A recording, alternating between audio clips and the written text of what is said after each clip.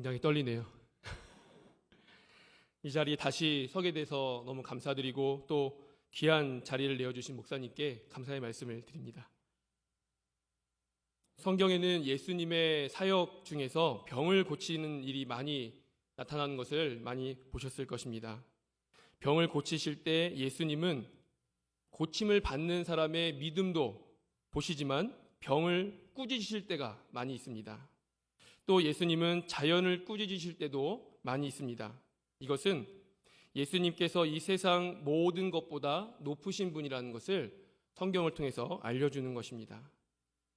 우리 예전에 많이 들었던 일화 중에 포드라는 유명한 자동차 회사를 만든 헨리 포드라는 사람의 일화를 모두 아실 것입니다.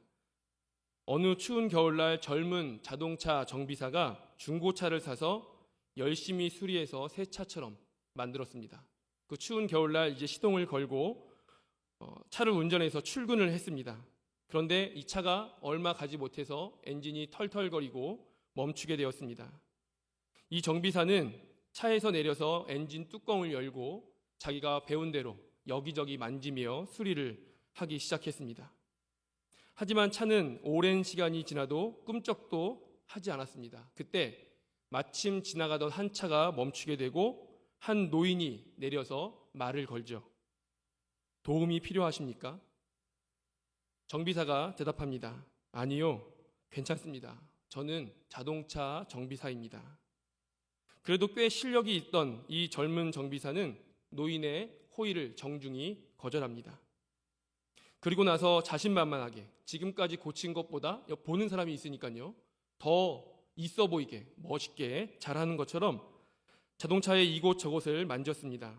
그러나 시간이 꽤 흘렀음에도 불구하고 이 젊은 정비사가 자동차를 고치나요? 고치지 못하죠. 이 모습을 보던 이 노인이 어떻게 해야 할지를 모르는 허둥대는 이 정비사를 옆으로 제치고 자동차를 들여다봅니다. 한참 보다가 엔진의 한 부분을 툭 치고 나서 이 사람에게 시동을 걸라고 말을 하죠. 시동을 걸어보시오. 젊은 정비사는 마음이 내키지 않았지만 시키는 대로 시동을 걸었습니다. 그리고 그 차가 시동이 걸렸습니다. 이 정비사는 노인에게 물어봤습니다. 감사합니다, 어르신.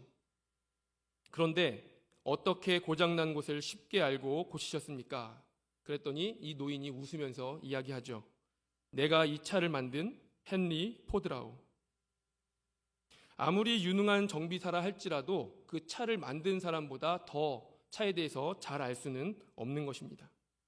마찬가지로 이 세상에 어떤 전문가와 그 어떤 누가 와도 하나님께서 창조하신 이 세상을 하나님보다 잘 알 수는 없는 것이죠.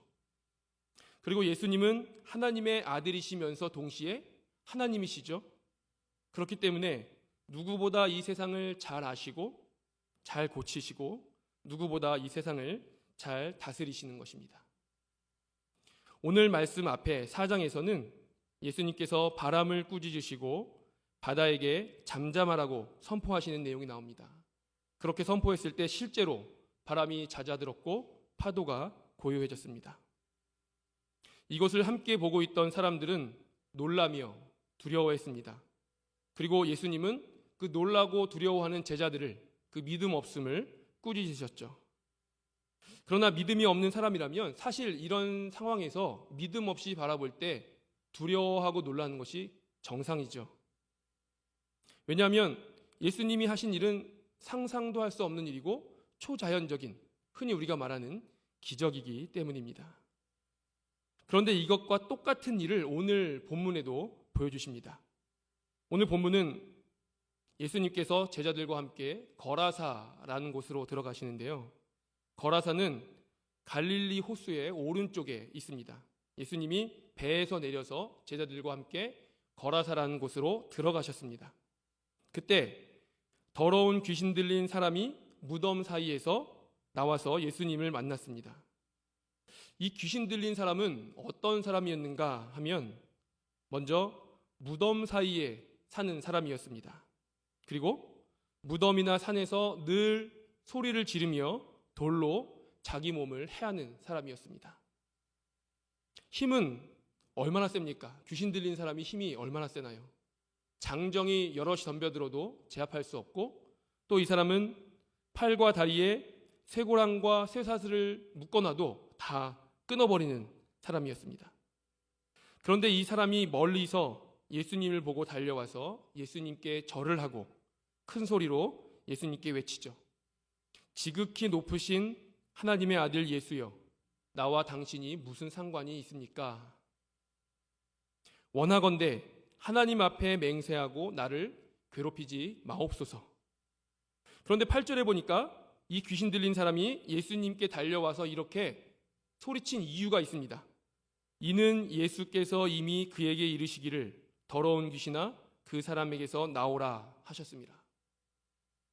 아직 이 귀신 들린 사람이 저 멀리서 예수님께 오기 이전에 어떻게 예수님께서 그 말씀을 하셨는지 우리는 알 수 없습니다. 그 말씀을 하시고 난 후에 달려와서 엎드려 절하고 예수님께 소리쳤으니까 시간상으로 이상하죠.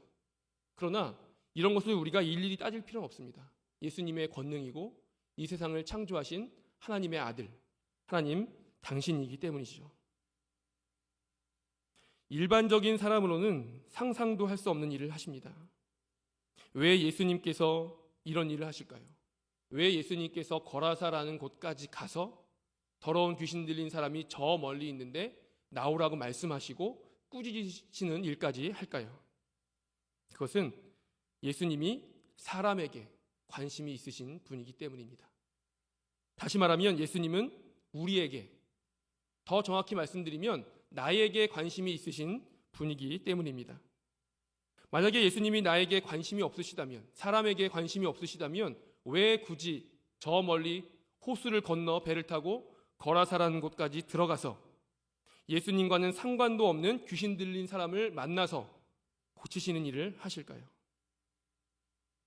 우리가 예수님을 생각할 때 여러 이미지를 떠올릴 수 있지만 가장 익숙하게 가지고 있는 이미지는 십자가에 달리신 예수님, 말구유에 누이신 예수님, 이런 이미지를 우리가 보통 떠올립니다.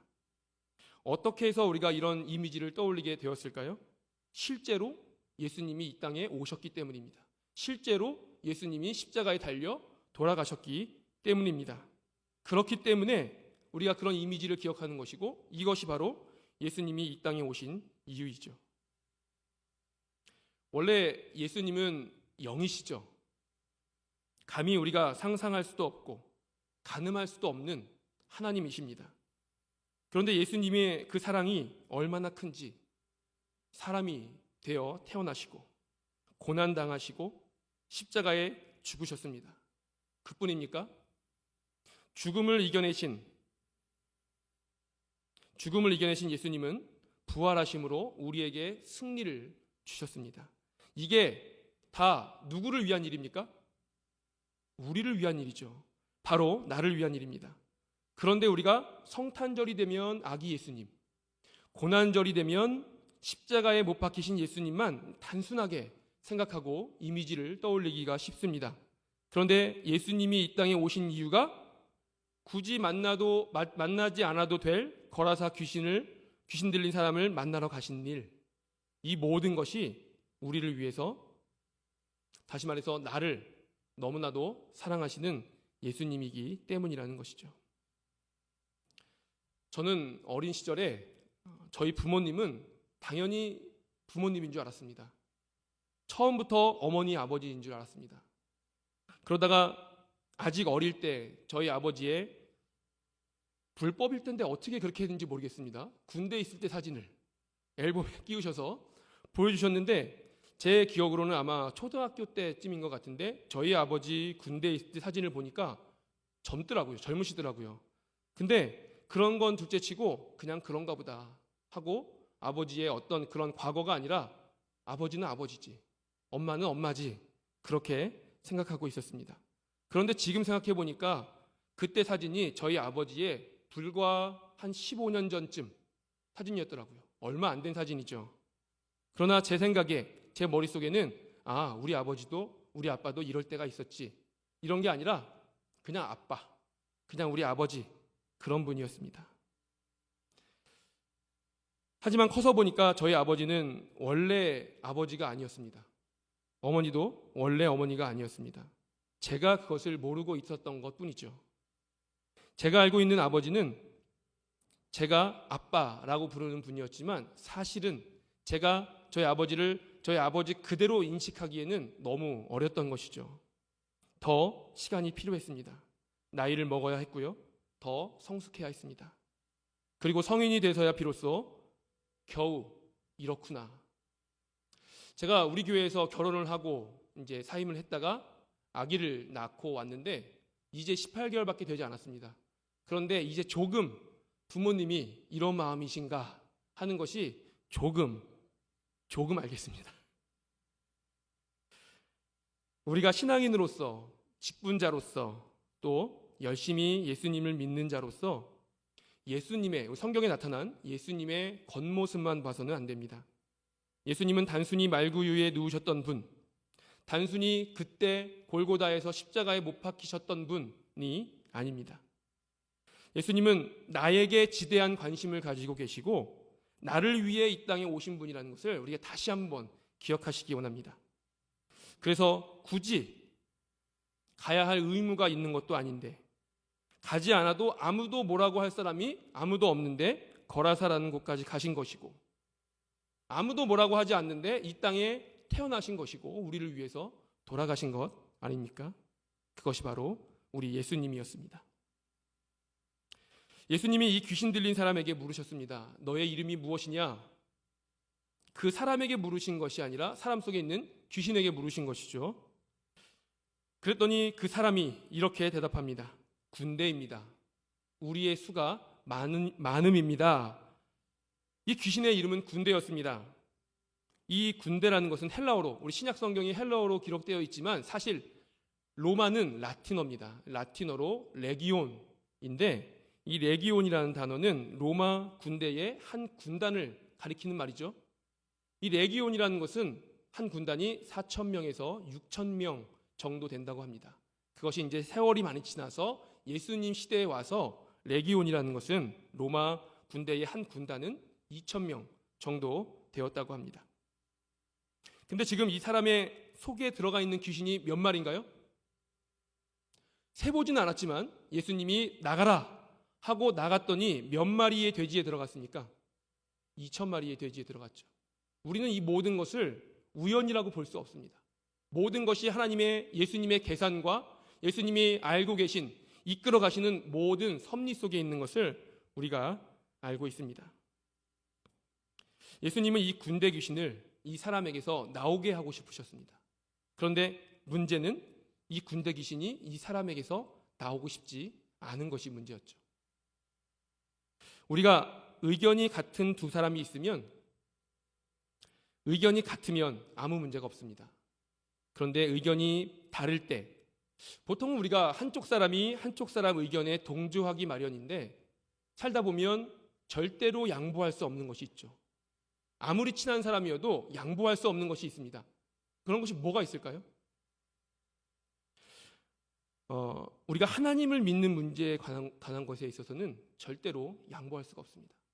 오히려 친하면 친할수록 하나님에 대한 것을 양보하는 일이 자꾸 생기면 거리가 멀어지게 되는 것이 정상이죠. 하나님은 절대 양보할 수 없습니다. 또 어떤 것들이 있을까요? 자녀에 관한 문제라면 어떻습니까? 절대로인지는 모르겠지만 어쨌든 양보하기 쉽지 않습니다. 우리는 어떻게 해서든지 내 자녀에게 좋은 것으로 해주고 싶고 하나님께 나의 최선을 다해서 영광을 돌리고 싶습니다. 마찬가지로 예수님도 절대로 양보할 수 없는 것이 있었습니다. 이 군대 귀신에 있어서 이것도 해줄 수 있다. 돼지에게 들어가게 해줄 수 있다. 다 양보할 수 있는데 양보할 수 없는 것 한 가지가 네가 들어가 있는 그 사람만은 양보할 수 없다라는 것이 바로 예수님의 마음이었습니다. 그렇게 해서 이 사람이 마귀의 권세에서 예수님의 권사가 되고 마귀의 자녀에서 예수님의 자녀가 된 것입니다. 예수님은 지금 우리에게도 똑같이 역사하십니다. 절대로 우리를 놓치고 싶지 않아 하십니다. 예수님이 우리를 절대로 놓치고 싶지 않고 우리를 양보하고 싶지 않다는 그 증거가 무엇인가요? 십자가 달려 돌아가신 사건이죠. 물론 예수님께서 십자가에 달려 죽으심으로 마귀의 머리를 짓밟으시고 승리하셨죠. 승리하셨습니다. 그러나 영적 전쟁이 아직 끝난 것은 아닙니다. 우리 잘 아시겠지만 2차 세계대전 당시에 노르망디 상륙작전이라고 아실 것입니다. 히틀러가 이끄는 독일군과 연합군이 이제 전쟁을 하고 있는데 프랑스 왼쪽 구석에 노르망디라는 해변이 있었습니다. 이 연합군은 노르망디 해변에 상륙을 해서 전쟁을 종결시키고 싶었습니다. 그런데 노르망디에 상륙할 것을 티를 내면 독일군이 다 노르망디에 집결할 것 아닙니까? 그래서 양동작전을 펼쳐서 다른 곳으로 상륙할 것처럼 제스처를 취하죠. 그래서 독일군이 다른 곳으로 집결을 합니다. 그때 노르망디에 연합군이 상륙을 하고 전쟁을 승리로 이끕니다. 이 노르망디에 상륙한 것으로만으로도 이미 전쟁은 끝났다고 대세가 기울었다 이렇게 봤다고 합니다. 그러나 노르망디에 상륙해서 전쟁의 대세가 기울었지만 전쟁이 끝났습니까? 끝나지 않았죠. 아직도 각 지에서 중소 전투들이 계속해서 이루어지고 있었습니다. 이것은 우리나라도 마찬가지입니다. 6.25 때 메가더 장군이 인천 상륙 작전을 감행하죠. 이때도 마찬가지로 인천으로 갈 것을 제스처를 취하면 다 인천으로 모일 것 아닙니까? 그래서 다른 곳으로 갈 것처럼 정보를 흘리고 제스처를 취해서 모든 방어진들이 다른 곳으로 몰렸을 때 인천으로 상륙을 했다고 합니다. 인천으로 상륙해서 중간 지점을 끊어버리고 상륙했을 때 그때도 이미 이 6.25 전쟁의 승패가 기울었다고 합니다. 승리한 것이죠. 그러나 이때도 전쟁이 끝났습니까? 끝나지 않았죠. 우리나라 한반도 전역 각지에서 계속해서 중소 전투가 이루어지고 있었습니다. 그 마지막 전투가 끝날 때까지 모든 전투가 승리로 끝날 때까지 전쟁이 끝난 것은 아니었습니다. 이 영적 전투가 지금도 우리에게 이루어져 있는 것이죠. 예수님께서 이미 2000년 전에 승리하셨고 짓밟으셨고 대세는 기울었지만 아직도 우리는 각지에서 전투를 하고 있는 것입니다. 그러나 우리가 계속해서 이 긴장의 끈을 놓치지 말고 있어야 할 이유는 예수님은 승리하셨지만 각지에서 전투를 이루고 있는 우리가 패배를 할 수도 있다는 사실입니다. 그렇기 때문에 날마다 우리가 승리하신 그 예수님을 붙들고 있지 않으면 우리는 언제든지 작은 전투에서 실패를 할 수 있습니다. 우리의 싸움은 그렇기 때문에 얼마나 예수님께 붙어 있느냐, 우리의 실력이 내가 얼마나 그리스도인으로서 살아가는 데 있어서 그 능력을 발휘하느냐, 이것이 우리의 실력인 것이죠. 우리는 종종 그 싸움을 잊을 때가 있습니다. 예수님께서 승리하셨기 때문에 이미 모든 것이 끝났기 때문에 이제는 기쁘고 즐겁게 우아하고 교양 있게 예수님만 믿으면 된다라고 생각할 때가 종종 있습니다. 그러나 우리는 우리의 싸움을 멈출 수 없죠. 방심할 수 없습니다. 교회에서 영적 싸움이 있습니다.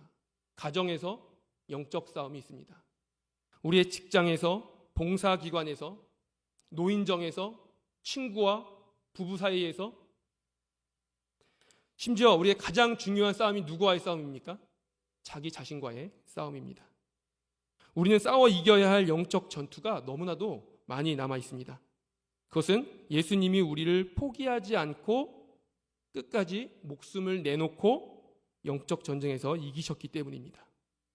나를 사랑하시고 나를 절대로 포기하지 않으시는 예수님의 그 욕심이 있기 때문에 우리가 남아있는 전투를 할 수 있는 것이고 이 전투에서 승리할 수 있는 것이죠.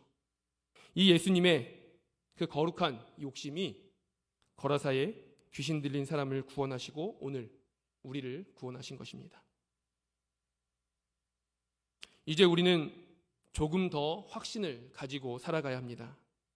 비록 우리의 삶이 생각대로 되지 않더라도 확실한 믿음, 하나님을 향한 신뢰를 가지고 살아야 합니다. 때로 우리 삶이 경제적인 어려움, 관계의 어려움, 원치 않는 건강의 어려움, 누구에게도 말할 수 없는 창피한, 부끄러운 내면의 많은 것들, 이런 고통들로 가득 차 있을 때가 있습니다. 그때 우리를 위로할 수 있는 유일한 그분이 누구십니까? 예수님이시죠. 우리가 그 어려움을 이겨내고 앞으로 나갈 수 있는 힘이 어디에 있습니까? 예수님께 있죠.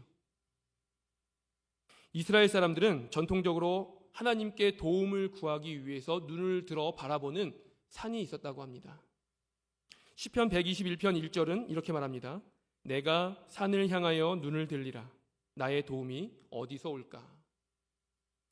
이스라엘 사람들이 하나님의 손길을 구할 때 바라보는 산은 우리 동네 뒷동산 아무 산이나 바라보는 것이 아닙니다.